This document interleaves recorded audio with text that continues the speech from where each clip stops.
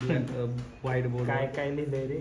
कोथिंबीर, मिठाचा पुडा, स्टार्टिंग बघ ना, पातेले, पळी, कढई, चार, हे सगळं आणणार आहे तो. ह्याला घेऊन जा. ही याला इथं अजून 2 दिवस सुट्टे आहे तर इथं पास चालतोय. मित्रांनो जय शिवराय. जय शिवराय मित्रांनो. तर आज आहे मंगळवार आणि फिन निफ्टीची एक्सपायरी आहे. बकवासच म्हणतोय, भारी एक्सपायरी. बकवास खरं निघलं जाऊ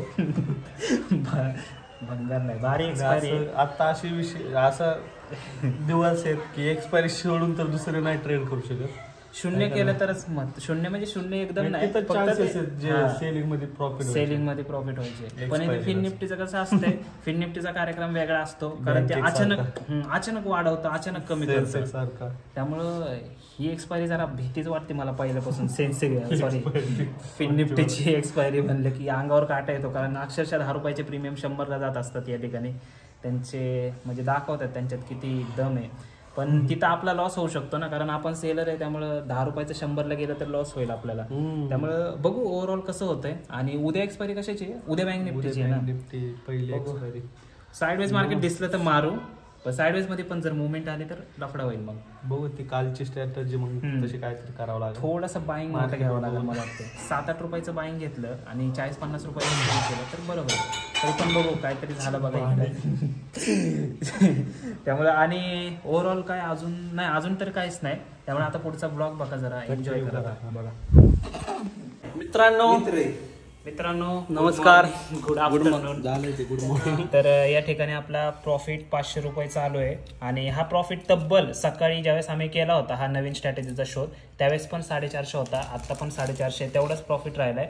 आणि जर इथं तुम्ही बघितलं आम्ही काय केलंय, तर आम्ही जे छोटे छोटे आहेत ना ते सेल केल्यात आणि मोठे मोठे बाय केल्यात. कारण आम्हाला काय वाटलेलं की मार्केटमध्ये मोठी मुवमेंटम येईल. आणि आता मुवमेंटम बघा मार्केटमध्ये किती आली.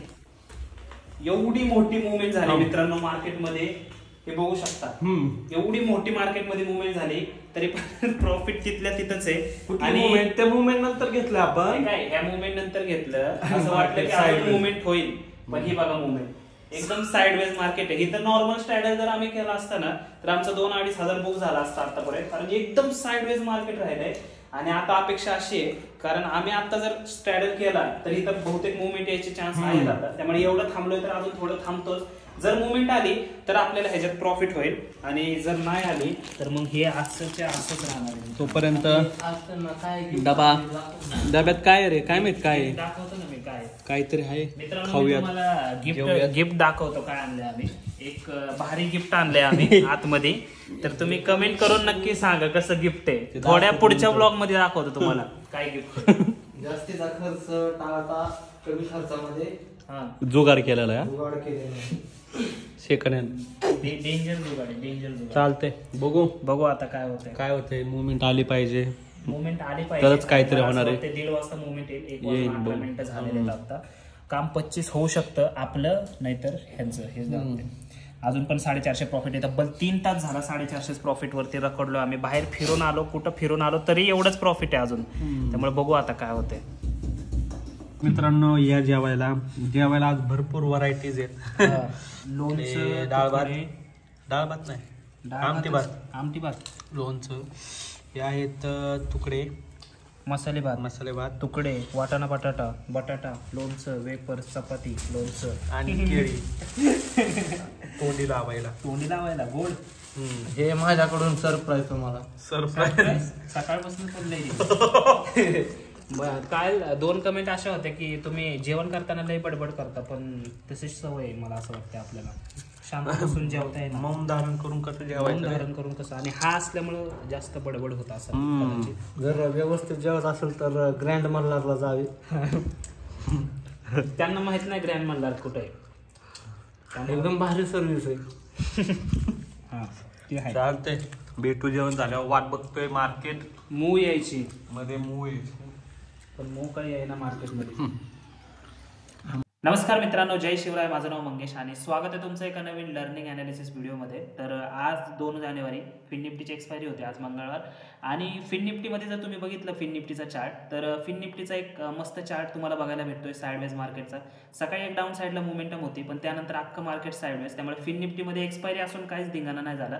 पण त्याच्याऐवजी तुम्ही निफ्टी जर बघितलं तर निफ्टीमध्ये सकाळी एक तुम्हाला डाऊन साईडचा अप्रोच बघायला भेटला, पण त्यानंतर जर बघितलं तर एक साईडवेज टू बुलिश मार्केट तुम्हाला बघायला भेटलं. खास काय असा मूव नाही आला कुठल्या डायरेक्शनला, पण सकाळचा एक डाऊन साईडचा एक चांगला मूव तुम्हाला बघायला भेटला. तर ओव्हरऑल आजची जी मुवमेंट होती, आजची जी प्राइस ॲक्शन होती, त्याच्याविषयी आपण बोलूया निफ्टीमध्ये. तर सगळ्यात पहिल्यांदा तेवढा चार्ट आता मी झूम करून घेतो. आणि निफ्टीमध्ये जर तुम्ही बघाल तर काल 3 वाजल्यापासून अचानक एक डाऊन साईडला तुम्हाला मुवमेंट बघायला भेटली. आता ही जी न्यूज होती तुम्हाला पण माहिती आहे, जे जपानमध्ये भूकंप आलाय त्याच्या बेसिसवर मार्केटमध्ये काल रिॲक्शन झाली होती आणि मार्केटमध्ये एक डाऊन साईडची मुवमेंट तुम्हाला बघायला भेटली. तर आजचा एक अंदाज होता की एक गॅप डाऊन ओपनिंग आपल्याला बघायला भेटू शकते, पण भूकंप ह्याचा काहीच फरक न पडता परत एकदा तुम्हाला एक फ्लॅट ओपनिंग निफ्टीमध्ये बघायला भेटते. आता फ्लॅट ओपनिंग नंतर आपल्याला 2 गोष्टी बघायच्या होत्या की मार्केट सस्टेन कोणत्या डायरेक्शनला करतंय, हायर हायचं क्रिएशन चाललंय का लोअर लोचं क्रिएशन चाललंय. तर सगळ्यात पहिलं जर तुम्ही बघितलं फ्लॅट ओपनिंग नंतर मार्केटमध्ये सकाळी 2 रेड कॅन्डल या ठिकाणी बघितलं. त्यानंतर जे बायर आहेत, बायरनी मार्केटला वरच्या डायरेक्शनला पुश करायचा प्रयत्न केला, पण जो डेचा हाय तयार झाला होता, म्हणजे पहिली 5 मिनिटाचा जो कॅन्डलचा हाय होतो म्हणजे 21,760, तिथपर्यंत पण मार्केट जाऊ शकलं नाही. जर तिथपर्यंत गेला असतं, हायर हायचं क्रिएशन करून जर ब्रेकआउट आला असता वरच्या लेवलला तर आणि परत एकदा रिटेस्ट झाला असतं, तर परत कदाचित आपण कॉल साईडच्या पोझिशनचा विचार केला असता. पण तसं न होता जर तुम्ही बघितलं की मार्केट हायर डायरेक्शनला सस्टेन न होता परत एकदा शार्प फॉल आला मार्केटमध्ये. आता जर तुम्ही या ठिकाणी बघितलं, जर आपला हा सपोर्ट होता 21,675, तो एक मेजर सपोर्ट होता. तो मेजर सपोर्ट आपण कसा मार्क केलाय, तो म्हणजे कालच्या दिवसाचा लो, आणि त्याच्या आधीच्या कित्येक दिवस मार्केटने या लेवलला सपोर्ट घेतलाय. सपोर्ट घेत मार्केट वर जात होतं आणि आज तर सपोर्ट जो होता त्या सपोर्टला आला ब्रेकआउट. पण ब्रेकआउट आला आणि जर तुम्ही या ठिकाणी डायरेक्टली ट्रेड जर इनिशिएट केला असता तर परत एकदा तुमचा स्टॉप लॉस झाला असता. कारण ही जी ब्रेकआउटची कॅन्डल जर तुम्ही बघताय तर ही एक पॅराबॉलिक कॅन्डल आहे. पॅराबॉलिक म्हणजे अचानक मोठी रेड किंवा ग्रेन कॅन्डल येणे. आता ही अचानक मोठी रेड कॅन्डल आली, जरी तुम्ही इथे या ठिकाणी ट्रेड इनिशिएट केला असता, तुमचे जे काही 10-12 रुपयाचा जर तुम्ही स्टॉप लॉस लावला असता तर तुमचा स्टॉप लॉस या ठिकाणी हिट झाला असता. तर मित्रांनो, आता या ठिकाणी तुम्ही बघू शकता सपोर्टच्या ब्रेकडाऊन पासून एक पॅराबॉलिक कॅन्डल तुम्हाला बघायला भेटते. आता या पॅराबॉलिक कॅन्डलचा म्हणजे ज्याच्या वेळेस अशी पॅराबॉलिक कॅन्डल येईल, मे बी ती रेड कॅन्डल असेल किंवा ग्रीन कॅन्डल असेल, त्यावेळेस मार्केटमध्ये रिट्रेसमेंट येतेच. त्यानंतर पुढच्या ह्या 2 कॅन्डल बघू शकता, तुम्हाला परत एकदा 2 ग्रीन कॅन्डल आल्यात आणि या ठिकाणी तुमचे 10-12 रुपयाचे जे स्टॉप लॉस आहेत ते हिट करतं मार्केट आणि हिट करून परत एकदा खाली जातं. तर अशा वेळेस काय करायचं, ज्या वेळेस ब्रेकडाऊनला किंवा ब्रेकआउटला अशा प्रकारची मोठी रेड किंवा ग्रीन कॅन्डल येईल त्यावेळेस तुम्ही एका रिट्रेसमेंटची वाट बघा. रिट्रेसमेंट तुम्हाला भेटती आणि डायरेक्ट मार्केट काय असं रेड कॅन्डल येऊन खाली नाही जात. त्यामुळे रिट्रेसमेंट एकदा मार्केटमध्ये झाली आणि रिट्रेसमेंट येऊन परत एकदा लोअर लोचं क्रिएशन झालं. पण दुसरी एक गोष्ट झाली ती म्हणजे आज फेक ब्रेकआउट तुम्हाला एक बघायला भेटला. तो म्हणजे तुम्ही जर या ठिकाणी बघितलं 21,600 जी आपली लेवल होती, आपण मार्क करून घेतलेला ऑर्डर ब्लॉक, त्या ऑर्डर ब्लॉक पाशी मार्केट गेलं, रेड कॅन्डल आली, ब्रेकआउट दिला, भरपूर लोकांनी इथं पुट बाय केला असेल आणि मार्केट लगेच एकदा रिव्हर्स झालं आणि परत एकदा हायर हायचं क्रिएशन करून त्यांचा स्टॉप लॉस या ठिकाणी झाला असेल. म्हणजे या ठिकाणी काय काय कार्यकर्ते अडकले असतील, या ठिकाणी पण काय काय कार्यकर्ते अडकले असतील. तर याच्यात मार्केटचा काय दोष नाहीये. तुम्हाला कदाचित प्राइस ऍक्शन रीड करण्यात थोडीसं तुम्हाला मिसअंडरस्टँडिंग होत असेल. कारण तुम्ही जर या ठिकाणी बघितलं तर इथं एक पॅराबॉलिक कॅन्डल आहे आणि या ठिकाणी जर तुम्ही बघितलं ब्रेकआउट झाल्यानंतर लोअर लोचं क्रिएशन नाहीये, मार्केट परत एकदा हायर हायचं क्रिएशन करत चाललंय. म्हणजे ज्यावेळेस मार्केटमध्ये ब्रेकआउट होईल, एकतर या ठिकाणी बघू शकता रिटेस्ट झालं, रिटेस्ट झाल्यानंतर मार्केट खाली येणार नाही. या ठिकाणी कसं रिटेस्ट झालं परत एकदा मार्केटने लो तोडला, तर त्या ठिकाणचं क्रिएशन नाही तुम्हाला बघायला भेटलं. मार्केट परत एकदा साइडवेज टू बुलिश मार्केट तुम्हाला बघायला भेटलं. यानंतर तुम्हाला काही खास चान्स नाही भेटला, पण ह्या 2 ठिकाणी तुम्हाला चान्स होता. तर त्या ठिकाणी जर तुम्ही बघितलं तर प्रॉपर प्राइस ऍक्शन बिल्ड नाही झाली, पॅराबॉलिक कॅन्डल तुम्हाला बघायला भेटल्या. पण ओव्हरऑल आजचा दिवस जर बघितला तर सकाळच्या मार्केटमध्ये तुम्हाला मुवमेंट बघायला भेटली आणि दुपारी एक साइडवेज मार्केट बघायला भेटलं. तर आता बघू उद्याचा दिवस कसा असेल, कारण आज जर क्लोजिंग बघितली तर तुम्हाला एक साइडवेज क्लोजिंगच बघायला भेटते. त्यामुळे मे बी आता उद्या flat, gap up, gap down जी काही ओपनिंग असेल, ओपनिंग नंतर ज्या ठिकाणी मार्केट सस्टेन होईल त्या ठिकाणी आपण ट्रेड करू शकतो. ओव्हरऑल जी काही प्राइस ऍक्शन असेल तुम्हाला ते उद्याच्या व्हिडिओमध्ये समजेल. नमस्कार मित्रांनो, तर आता जायची वेळ झालेली आहे. उठ चल, कुठे भास्कर काय झोपतंय काय केली काय लांबच झूम कर. फळ्या बघा, व्हाईट बोर्ड काय काय लिहिलंय रे, कोथिंबीर, पिठाचा पोढा, स्टार्टिंग बघ ना, पातेले, पळी, कढई, चार, हे सगळं आणणार आहे. ह्याला घेऊन जा, ही याला इथं अजून 2 दिवस सुट्टे आहे तर इथंच पास चालतोय आणि जाऊन दे, आपण आपलं एंड करायला घेऊ आपण. आणि काय आजची जी एक स्ट्रॅटेजी लावली होती आम्ही, वॉलाटाईल मार्केटमध्ये, पण मार्केट अजिबात वॉलाटाईल नाही राहिलं. शेवटपर्यंत काहीच नाही झालं.